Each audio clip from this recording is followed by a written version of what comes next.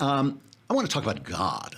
I'm going to talk about God. We're going to get, yeah, I know, boo God. Well, that's what we've been hearing for 2 days, boo God. So, I don't actually like the way God is presented. I especially hate the way that God is presented in the arts and stories.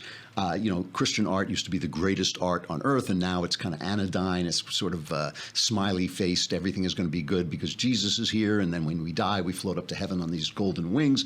And you wonder why people don't believe this stuff, and it really is interesting. And I'm not, when I was going through the struggle to convert, I talk about this in The Great Good Thing, my memoir, about how I went from being an agnostic, really an atheist Jew, to being a believing Christian, and it was a struggle, and as I was struggling, one of the things I was afraid of is that I'm a very hard-boiled novelist. The stuff I write, the stories I write, have a very hard edge to them, and I kept saying, please, Lord, whatever happens, don't turn me into a Christian novelist, because I didn't want to end up writing these stories like, God is not dead, and the war room, and all these stories that make a gazillion dollars.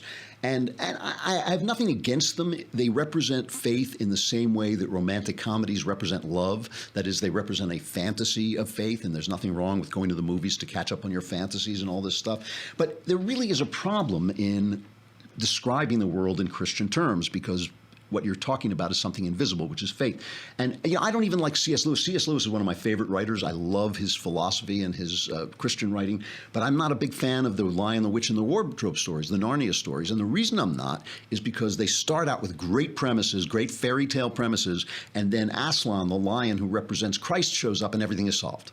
And that's kind of the problem with Christian writing, is Jesus solves everything. And in our life, of course, we have faith that everything has a broader framework in which we live, and that will, in fact, turn everything to the good. But in our life, there's a lot of grief and pain. And one of the things I'm struggling with now as a writer, this happened to Wordsworth. Wordsworth became a Christian and never wrote a good poem again. And people say, well, he kind of lost it. But no, he solved the problems he was writing about. And I'm struggling with this in my own writing. I think I've actually found a way forward, and Another Kingdom is one of my first products in this thing, is how do I write about the suffering of the world from a position of faith, and how do I write stuff that's not smiley, happy talk stuff. Some of the people who listen to Another Kingdom are complaining because there's some language in it. I actually wrote the first draft, the entire first draft, without any cursing in it, and I just thought, this is not the world. I'm not doing my job as an artist, as a guy who God appointed to be an artist. I'm not doing my job of representing the world. And so I went through it and actually put the cursing back in just where it would be. There's not a million curse words, it's just where the guy would curse, he curses.